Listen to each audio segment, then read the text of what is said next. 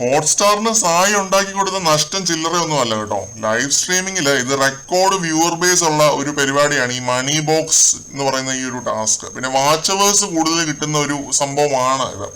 അപ്പോഴാണ് സായി വെറും 10-15 മിനിറ്റ് കൊണ്ട് ആ ഒരു പെട്ടിയെ എടുത്തുകൊണ്ട് പുറത്തേക്ക് പോയത്.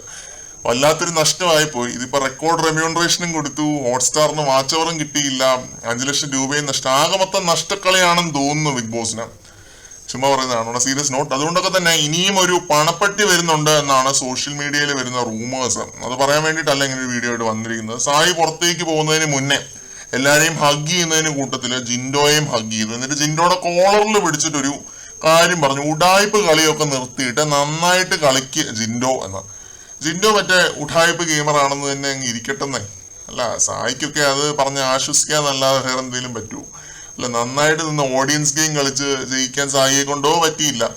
കളിച്ചവരോട് ഇതുപോലുള്ള ഡയലോഗ് അടിക്കാനല്ലാതെ സായിക്കൊക്കെ വേറെ എന്തെങ്കിലും അറിയാവോ? അല്ല, അസൂയായിട്ടങ്ങ് കണ്ടാൽ മതി.